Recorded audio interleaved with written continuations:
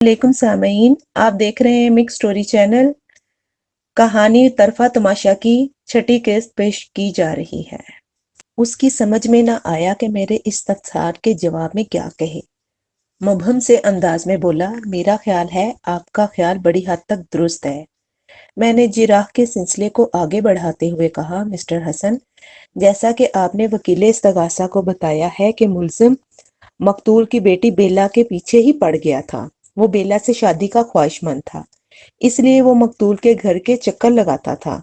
मैं एक लम्हे को सांस लेने के गर्ज से रुका, फिर अपनी बात को आगे बढ़ाते हुए पूछा, क्या आप भी बेला से शादी के ख्वाहिशमंद थे? वो बड़ी बेबाकी से बोला, देखिए जनाब, सच्ची बात तो ये है कि मैं और बेला एक दूसरे को पसंद करते हैं और हमारे दरमियान दोस्ती का गहरा रिश्ता है। यही दोस्ती आगे चलकर अगर शादी में बदल जाती है तो कुछ अजब नहीं था। बहरहाल हमारे दोस्ताना ताल्लुकात का मौजूदा केस से कोई ताल्लुक नहीं है। मैंने सवाल किया, जवाद हसन मकतूल आपके बकौल मुल्जिम को नापसंद करता था, इसलिए वो अपने घर में उसकी आमदो रफ्त को अच्छा नहीं समझता था। अगर उसके इल्म में ये बात होती कि आप भी उसके घर के चक्कर काटते हो तो यकीनन वो आपका रास्ता बंद कर देता। आपसे मेरा सिर्फ इतना सा सवाल है कि घर के बाकी अफराद का आपके बारे में क्या ख्याल था? मेरा मतलब है आपकी आमदो रफ्त के बारे में वो क्या सोचते थे? जवाद हसन ने जवाब दिया, इस घर में 4 अफराद रहते हैं। मकतूल का मामला रहतों और ना रहतों वाला था। उसका ज्यादातर वक्त अपने हमख्याल दोस्त नजमुद्दीन के साथ गुजरता था। बाकी 3 अफराद में से बेला से मेरी अच्छी अंडरस्टैंडिंग से जुनेद अपने मामलात में उलझा रहता था, और जहां तक बेला की मम्मी का ताल्लुक है तो उसे मेरे वहां आने जाने पर कोई एतराज नहीं था। वो लम्हा भर को मुतवक्किफ हुआ, फिर बात को आगे बढ़ाते हुए बोला, उसका अंदाज खासा ड्रामाई था। मैं आपको एक नुक्ते की बात बताऊं? जरूर जरूर इरशाद, मैंने एक खास अंदाज से कहा। अदालत में नुक्ते ही तो उठाए जाते हैं, आप भी इस कार खैर में जरूर हिस्सा ले। वो इंकशाफ अंगेज लहजे में बोला, मरने वाले की बुराई तो नहीं करनी चाहिए, लेकिन मैं ये कहे बगैर नहीं रह सकता कि मकतूल की जिंदगी में जो इनकलाब बर्पा हुआ था, इससे उसकी पूरी फैमिली बुरी तरह मुतासिर हुई थी। बच्चों का मामला तो अलग है, लेकिन मैं यहाँ खास तौर पर आंटी रुखसाना का जिक्र करूंगा। मेरे ख्याल में आंटी रुखसाना मकतूल के जुल्म सितम का सबसे ज्यादा निशाना बनी थी। आपको गालबन मकतूल की बेवा से गहरी हमदर्दी है। वो औरत वाकई हमदर्दी के काबिल है, मैंने कहा। शोबिस के नगर से ताल्लुक रखने वाले अफराद अमूमन अपनी शादी और शादी की खबरों को छुपा कर रखते हैं, लेकिन थोड़ी देर पहले आपने भरी अदालत में ये इकरार किया है कि बेला से आपकी दोस्ती आगे जाकर शादी में बदल सकती थी। क्या आपके इस बयान से आपके कैरियर पर कोई असर पड़ सकता है? वो डिप्लोमेटिक अंदाज में बोला, पढ़ भी सकता है और नहीं भी पढ़ सकता। बहरहाल बेला से मेरी दोस्ती या शादी का जेरे समात केस से कोई ताल्लुक नहीं है। आप कोई दूसरा सवाल करें। कमाल करते हैं आप भी। मैंने हैरत भरी नजर से उसकी तरफ देखा और कहा, आप इस केस के सिलसिले में इस्तगासा की तरफ से गवाही के लिए अदालत में पेश हुए हैं। आपने मेरे मौक्कल को कातिल साबित करने के लिए, या यूं कह लें कि कत्ल का जवाज वाजिया करने के लिए खासा जोर लगाया है, और वो भी महज इसलिए कि बेला की आपसे दोस्ती है और मुल्जिम उसी बेला से शादी का मुतमन्नी था। इन हकाइक की रोशनी में आप भला किस तरह कह सकते हैं कि आपकी बेला से दोस्ती या आइंदा शादी के इम्कानात का जेरे समात केस से कोई ताल्लुक नहीं? वो जिच होते हुए बोला, चले आप कह लें ताल्लुक है। मैंने उसकी झंझलाहट से महजूज होते हुए कहा, जरा सोच कर बताएं, आपके और मुल्जिम के अलावा मकतूल के बंगले के चक्कर काटने वालों की फहरिस्त में और कौन कौन शामिल था? क्या मतलब है आपका? वो बिगड़े हुए लहजे में बोला। मतलब बहुत वाजिया है, मैंने ठहरे हुए अंदाज में कहा। आपके बकौल मुल्जिम बेला से शादी का ख्वाहां था, इसलिए मकतूल के बंगले में आता जाता था। आप बेला के दोस्त हैं और कुछ अजब नहीं कि आपकी उससे शादी भी हो जाए। उर्फे आम में कहा जा सकता है आप दोनों बेला के उम्मीदवार थे। मैंने ऐसे ही उम्मीदवारों की फहरिस्त के बारे में पूछा है। इस हवाले से मैं और किसी शख्स को नहीं जानता, वो कतियत से बोला। मैंने कहा, ट्रिपल एम स्टूडियो के मालिक के बारे में आपका क्या ख्याल है? کیا کہہ رہے ہیں آپ؟ وہ اچھل پڑا۔ کہیں گے تو آپ، میں نے تو سوال کیا ہے، اس سوال کا جواب دیں۔ میں نے اس کے چہرے پر نگاہ جماتے ہوئے کہا، میں نے سنا ہے فیضان نامی وہ شخص بھی مقتول کے بنگلے پر آتا رہتا ہے۔ فیضان صاحب بھی بیلا کے سلسلے میں کبھی کبھار مقتول کے بنگلے پر جاتے تھے، لیکن ان کا معاملہ خالصتاً کاروباری ہے۔ فیضان صاحب کی خواہش ہے کہ بیلا اسٹوڈیو کو جوائن کر لے۔ میں نے اچانک سوالات کا زاویہ بدل دیا اور چپتے ہوئے لہجے میں پوچھا، میں نے سنا ہے آپ کو امریکہ جانے کا بہت شوق ہے۔ آپ نے بالکل ٹھیک سنا ہے، وہ تائیدی انداز میں بولا۔ میں دراصل اپنے کام کے دائرے کو وسیع کرنا چاہتا ہوں، اور آپ جانتے ہیں پاکستان کی نسبت امریکہ میں میری ترقی کے امکانات زیادہ ہیں، اور اس سلسلے میں آپ نے بیلا کو استعمال کرنے کی کوشش بھی کی تھی۔ میں نے کہا۔ اس نے ایسی نظر سے مجھے دیکھا جیسے پوچھ رہا ہو، آپ کو یہ بات کس نے بتائی ہے؟ بہرحال جواب دینا اس پر لازم تھا، اس لیے نگاہ چراتے ہوئے اس نے قدرے برہمی سے کہا، استعمال کرنے کے الفاظ مناسب نہیں ہیں۔ ہاں، یہ کہہ سکتے ہیں کہ میں نے اس سلسلے میں اس سے مشورہ کیا تھا، کیونکہ وہ امریکہ اور وہاں کے شوبز کے بارے میں وسیع معلومات رکھتی ہے۔ مشورہ؟ میں نے اس کی آنکھوں میں دیکھتے ہوئے کہا، یہ مشورہ کہ چلو ہم خاموشی سے امریکہ کی طرف نکل جاتے ہیں، ہے نا؟ آپ بات کو غلط انداز میں پیش کر رہے ہیں وکیل صاحب، وہ برہمی سے بولا۔ میں نے اس کی بات کو نظر انداز کرتے ہوئے پوچھا، حسن صاحب، کیا آپ وقوع کے روز بھی مقتول کے گھر گئے تھے؟ جی ہاں، گیا تھا، میں نے جواب دیا۔ آپ وہاں کتنے بجے گئے تھے اور کتنی دیر تک وہاں رہے؟ میں لگ بھگ 6 بجے شام وہاں گیا تھا، اس نے بتایا، اور کم و بیش 1 گھنٹہ وہاں رکا رہا تھا۔ کیا آپ کے 1 گھنٹہ وہاں قیام کے دوران میں کوئی اور نامحرم بھی اس بنگلے میں آیا تھا؟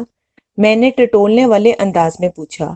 میرا اشارہ ملزم اور فیضان کی طرف ہے۔ جی نہیں، مجھے کوئی بھی نظر نہیں آیا، اس نے جواب دیا۔ کیا کبھی ایسا بھی ہوا کہ آپ وہاں گئے ہوں اور ان دونوں میں سے کوئی ایک یا وہ دونوں پہلے سے اس بنگلے میں موجود ہوں؟ جی نہیں، میرے ساتھ کبھی ایسا اتفاق نہیں ہوا۔ حالانکہ آپ کا دعویٰ ہے ملزم ہر وقت اس بنگلے میں گھسا بیٹھا رہتا تھا۔ میرا یہ دعویٰ ان معلومات کی روشنی میں ہے جو وقتاً فوقتاً بیلا مجھے فراہم کرتی رہتی ہے۔ گویا آپ نے اپنی آنکھوں سے ملزم کو کبھی اس بنگلے کے اندر نہیں دیکھا۔ اس نے نفی میں گردن ہلا دی۔ میں نے اپنی جرح موقوف کر دی۔ اگلا گواہ ٹرپل ایم اسٹوڈیو کا مالک فیضان تھا۔ فیضان ایک دبلا پتلا پستہ قامت شخص تھا۔ اس نے کلفدار شلوار قمیض اور سیاہ ویسٹ کوٹ زیب تن کا رکھا تھا۔ اس کی مونچھوں کے بال خاصے باغی اور منتشر سے تھے، اور وہ اچھی خاصی صحت مند بھی تھیں۔ لگتا تھا فیضان نے اپنی شخصیت کی کمی کو پورا کرنے کے لیے ان فربا مونچھوں پر کلی انحصار کر رکھا تھا۔ فیضان کی عمر 45 اور 50 کے درمیان رہی ہوگی۔ فیضان نے سچ بولنے کا حلف اٹھایا اور اپنا مختصر سا بیان ریکارڈ کروا دیا۔ اس کے بعد وکیل استغاثہ نے سرسری سی جرح کر کے اسے فارغ کر دیا۔ استغاثہ کی جانب سے حسن اور فیضان کو کم و بیش ایک ہی مقدمے کے لیے عدالت میں پیش کیا گیا، اور وہ دونوں کسی نہ کسی حوالے سے بیلا سے متعلق رہے تھے۔ بیلا ہی کی زبانی انہیں پتہ چلا تھا کہ ملزم اس سے شادی کرنے کے لیے اتنا بے چین ہے کہ ہر وقت ان کے گھر میں گھسا رہتا ہے، جس کے سبب مقتول کو اس سے نفرت سی ہو گئی ہے۔ اس کے نتیجے میں ملزم بھی مقتول کو ناپسند کرنے لگا تھا، اور یہی ناپسندیدگی اس ناخوشگوار واقعے کا سبب بنی گئی۔ لیکن فیضان کو دھونے کے لیے میرے پاس کاسٹک سوڈے کی کمی نہیں تھی۔ میں اپنی باری پر گواہ والے کٹہرے کے نزدیک آ کر کھڑا ہو گیا۔ یہ اصول میں پہلے بھی کئی مرتبہ بیان کر چکا ہوں کہ عدالت میں ایک وقت میں صرف ایک گواہ کو پیش کیا جاتا ہے، تاکہ اس کے بیان اور ازاں بعد اس پر ہونے والی جرح سے دوسروں کی گواہی متاثر نہ ہو۔ میں نے استغاثہ کے گواہ حسن سے جو سوالات کیے تھے، فیضان ان سے قطعی ناواقف تھا۔ میں چند لمحات تک ٹٹولنے والی نظر سے گواہ کا جائزہ لیتا رہا، پھر جرح کے سلسلے کا آغاز کرتے ہوئے کہا، فیضان صاحب، کیا آپ ٹرپل ایم اسٹوڈیو کے مالک ہیں؟ جی ہاں، بلا شرکت غیر، وہ فخریہ لہجے میں بولا۔ میں نے کہا، یہ تو بہت اچھی بات ہے، ورنہ پارٹنرشپ بزنس میں 100 جھمیلے ہوتے ہیں۔ میں پارٹنرشپ کا کبھی قائل نہیں رہا، اس نے قطعی لہجے میں کہا۔ میں نے پوچھا، یہاں پر آپ کا بزنس کیسا چل رہا ہے؟ اللہ کا شکر ہے، اس نے بتایا۔ فیضان صاحب، میں نے اس کی آنکھوں میں دیکھتے ہوئے کہا، پچھلے دنوں میرے سننے میں آیا تھا کہ آپ اپنا جمع جمایا بزنس فروخت کر کے بیرون ملک منتقل ہونے کا ارادہ رکھتے ہیں۔ غالباً آپ کا امریکہ جانے کا پروگرام تھا۔ اس نے چونک کر مجھے دیکھا اور حیرت بھرے لہجے میں بولا، آپ کو یہ بات کس نے بتائی؟ ذریعے کو چھوڑیں فیضان صاحب، میں نے اسے تیز نظر سے گھورا۔ میرے سوال کا ہاں یا نہ میں جواب دیں۔ وہ یک لخت بہت زیادہ گھبرا گیا، لیکن جلد ہی سنبھل گیا اور محتاط لہجے میں جواب دیا، نہیں، ایسی کوئی بات نہیں، آپ نے بالکل غلط سنا ہے۔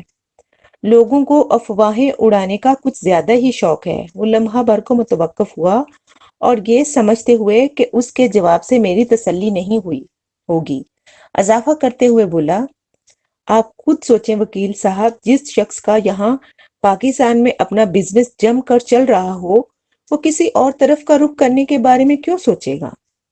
آپ بالکل بجا فرما رہے ہیں فیضان صاحب، میں نے اس کی ہاں میں ہاں ملاتے ہوئے کہا۔ آپ تو دل پر لے گئے، اب بھول بھی جائیں اس بات کو، میں نے تو ایسے ہی ایک سوال کر دیا تھا۔ میرے تسلی دلانے کے بعد وہ قدرے مطمئن نظر آنے لگا۔ میرے استفسار پر وہ اچانک اس طرح بھڑک اٹھا جیسے میں نے اس کی دکھتی رگ پر انگلی رکھ دی ہو۔ حقیقت بھی کچھ ایسی ہی تھی۔ بہرحال میں نے جراح کے سلسلے کو آگے بڑھاتے ہوئے کہا، فیضان صاحب، کیا آپ کو معلوم ہے کہ آپ استغاثہ کے گواہ ہیں؟ جی ہاں، میں یہ بات اچھی طرح جانتا ہوں۔ یعنی آپ میرے موکل کے خلاف گواہی دینے کے لیے عدالت میں آئے ہیں؟ دیکھیں جناب، میں کسی کے حق میں ہوں اور نہ ہی کسی کے خلاف۔ وہ وکیل استغاثہ کی طرف دیکھتے ہوئے بولا، میں یہاں پر سچ بیان کرنے آیا ہوں اور میرا خیال ہے سب کو یہی کرنا چاہیے۔ میں آپ کے خیال سے متفق ہوں۔ میں نے اس بات میں گردن ہلائی۔ اگر سب لوگ ہمارے ان خیالات سے اتفاق کر لیں تو ملک میں سچ کا بول بالا ہو جائے۔ پھر دیکھیں پاکستان کس طرح دن دگنی اور رات چوگنی ترقی کرتا ہے۔ وہ الجھن بھری نظروں سے مجھے دیکھنے لگا۔ اس کے چہرے کے تاثرات بتاتے تھے کہ وہ یہ فیصلہ کرنے سے قاصر ہے آیا میں اسے بیوقوف بنا رہا ہوں یا پھر واقعی سنجیدہ ہوں۔ میں نے اسے تذبذب کی اسی کیفیت میں مبتلا رہنے دیا اور اپنا کام جاری رکھتے ہوئے اگلا سوال کیا، فیضان صاحب، میرے موکل کو آپ کب سے جانتے ہیں؟ آج پہلی مرتبہ دیکھ رہا ہوں۔ وہ آنکھیں پھیلاتے ہوئے بولا، اس سے پہلے صرف نام ہی سنا تھا یا پھر اس کے کارنامے؟ اوہ، میں ایک گہری سانس خارج کرتے ہوئے کہا، آپ نے ملزم کے کون سے کارناموں کے بارے میں سن رکھا ہے؟ کیا آپ معزز عدالت کو اس بارے میں کچھ بتائیں گے؟ وہ ایک لمحہ سوچنے کے بعد بولا، اس شخص کا سب سے بڑا کارنامہ تو یہ ہے کہ یہ ایک ایسی لڑکی کے حصول کے لیے ہاتھ پاؤں مار رہا تھا جو کئی مرتبہ بری طرح اسے مسترد کر چکی ہے۔ وہ اس کی صورت دیکھنے کی روادار نہیں، بلکہ اگر مناسب الفاظ میں اس کے دلی جذبات کی عکاسی کی جائے تو کہنا مناسب ہوگا وہ لڑکی اس شخص سے نفرت کرتی ہے۔ میں نے استفسار کیا، غالباً لڑکی سے آپ کی مراد مقتول کی بیٹی بیلا ہے؟ جی ہاں، میں یہی کہنا چاہ رہا ہوں، وہ جلدی سے بولا۔ اور یہ ساری معلومات آپ کو بیلا ہی نے فراہم کی ہیں؟ میں نے کہا، وہ مسلسل آپ کے لنک میں ہے، حالانکہ اسٹوڈیو چھوڑے ہوئے تو کافی عرصہ ہو گیا۔ میں آپ کی بات سے جزوی اتفاق کرتا ہوں، وہ معنی خیز انداز میں بولا۔ بیلا مجھ سے واقعی لنک میں ہے اور زیادہ تر باتیں مجھے اسی کی زبانی پتہ چلی ہیں، لیکن یہ کہہ دینا کہ وہ اسٹوڈیو چھوڑ چکی ہے درست نہیں۔ اس نے اپنے باپ کی وجہ سے چند دنوں تک ادھر کا رخ نہیں کیا تھا، لیکن وہ جب بھی گھر سے نکلتی ہے تھوڑی دیر کے لیے اسٹوڈیو ضرور آتی ہے۔ یہ الگ بات ہے کہ باپ کی زندگی میں وہ اس بات کو چھپانے کی کوشش کرتی تھی۔ پھر تھوڑا توقف کرنے کے بعد وہ فلسفیانہ انداز میں بولا، وکیل صاحب، آپ نے سن رکھا ہوگا جس طرح مچھلی پانی کے بغیر زندہ نہیں رہ سکتی، بالکل اسی طرح ایک سچا آرٹسٹ فن کدے سے دور رہ کر زندہ نہیں رہ سکتا۔ بیلا کے اندر آرٹ کے جوہر کا ایک انمول خزانہ چھپا ہوا ہے، اسے فن کدے اسٹوڈیو سے دور رکھنا سراسر زیادتی ہوگی۔ میں نے اس کی فلسفیانہ وضاحت کو نظر انداز کرتے ہوئے کہا، بیلا اپنے فن کی پیاس بجھانے کے لیے آپ کے اسٹوڈیو تک آ جاتی ہے، اور کبھی وہ نہ آ سکے تو آپ بنفس نفیس اس کے گھر پہنچ جاتے ہیں۔ کیا میں غلط کہہ رہا ہوں؟ نہیں، وہ اٹکتے ہوئے بولا، آپ بالکل درست کہہ رہے ہیں، میں کبھی کبھار اس کے بنگلے پر چلا جاتا ہوں بیلا سے ملنے کے لیے۔ میں نے یک ٹک اس کی آنکھوں میں گھورتے ہوئے کہا۔ جی ہاں جی ہاں، وہ گڑبڑا کر بولا، بنگلے پر آپ کسی اور سے تو گپ شپ نہیں کرتے ہوں گے؟ بیلا کے والد مقتول حیات اللہ تو ایسے آدمی تھے کہ ان سے چند سیکنڈ سے زیادہ گفتگو ممکن ہی نہیں تھی۔ البتہ جنید اور بیلا کی ممی سے ہیلو ہائی ہو جاتی تھی اور ہوتی رہتی ہے۔ فیضان صاحب، کیا آپ کو مقتول کے گھریلو ماحول سے آگاہی حاصل تھی؟ میں نے پوچھا۔ میں آپ کا اشارہ سمجھ رہا ہوں، وہ ٹھہرے ہوئے لہجے میں بولا۔ اس گھر کا ماحول دورنگی تھا۔ مقتول اپنے بیوی بچوں کو جس قسم کی زندگی گزارنے کے لیے مجبور کرتا تھا، میں اس کے خلاف ہوں۔ وہ نارمل انسانوں والی زندگی نہیں ہے۔ اور اس سلسلے میں آپ کی ساری ہمدردیاں مقتول کی بیوہ رخسانہ بیگم اور دونوں بچوں کے ساتھ تھیں۔ میں نے تیکھے لہجے میں استفسار کیا۔ نیچرل سی بات ہے، وہ کندھے اچکاتے ہوئے بولا۔ میں جس شے کا حامی ہوں، میری ساری ہمدردیاں اسی سلسلے میں ہوں گی۔ میں نے بتایا ہے نا، مقتول اپنے بیوی بچوں کو جس قسم کی زندگی گزارنے کے لیے مجبور کرتا تھا، میں اس کے سخت خلاف ہوں۔ انتہا پسندی ہمیشہ نقصان پہنچاتی ہے، لیکن افسوس کہ مقتول کا ذہن جس انداز میں الٹ چکا تھا، اسے سمجھانا کسی کے بس کی بات نہیں تھی۔ اسی لیے آپ مقتول کا سامنا کرنے کی بجائے محض اس کی بیوی رخسانہ بیگم کو تسلیاں دیتے رہے کہ وہ فکر نہ کرے، سب ٹھیک ہو جائے گا۔ میں نے طنزیہ لہجے میں کہا۔ یہ میرا حق بنتا تھا، آپ اسے میرا فرض بھی کہہ سکتے ہیں، وہ مضبوط لہجے میں بولا۔ جن لوگوں سے تعلقات ہوں، ان کی بہتری کے بارے میں سوچنا چاہیے۔ کیا آپ یہ کہنا چاہتے ہیں کہ مقتول سے آپ کے فیملی ٹرمز تھے؟ جی ہاں، اس میں شک کی کوئی گنجائش کہاں بنتی ہے، وہ پروسوک انداز میں بولا۔ میں ان کا خیر خواہ تھا۔ بیلا کے اندر موجود ٹیلنٹ کو اگر زنگ لگ جاتا تو یہ ایک افسوسناک بات ہوتی۔ میری کوشش تھی کہ وہ گھر سے نکلے اور اپنی فیلڈ میں نمایاں کارنامے انجام دے۔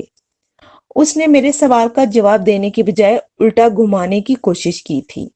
میں نے صبر و تحمل سے اس کی بات سنی اور کہا، آپ نے میرے سوال کا جواب نہیں دیا فیضان صاحب۔ میں نے پوچھا تھا کہ آپ کے مقتول کی فیملی کے ساتھ ایسے تعلقات تھے جنہیں فیملی ٹرمز کہا جائے۔ میرا خیال ہے میں نے آپ کے سوال کا جواب دے دیا ہے، وہ خفگی آمیز لہجے میں بولا۔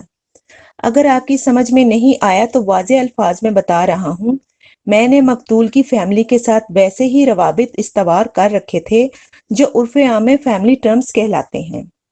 اوکے فیضان صاحب، میں نے رسانیت سے کہا، آپ کی بات میری سمجھ میں آ گئی۔ اب آپ بھی میری یہ بات سمجھنے کہ فیملی ٹرمز یک طرفہ نہیں ہوتے۔ کیا مقتول یا اس کی فیملی کا کوئی فرد آپ کے گھر بھی اسی بے تکلفی سے جاتا تھا جس طرح آپ بیلا سے ملنے مقتول کے بنگلے پر آتے تھے؟